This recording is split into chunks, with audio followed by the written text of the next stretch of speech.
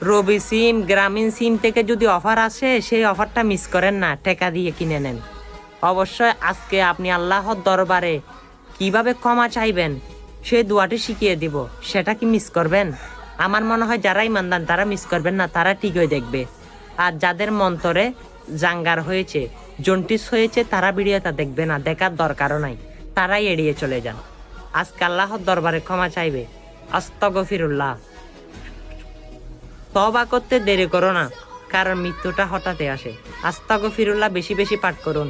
আপনি হয়তো ভাবতেও পারতেছেন না, এই ভিডিওটা যদি শেয়ার করে দেন, আল্লাহর দরবারে কতজন ক্ষমা চাইবে আপনার কারণে।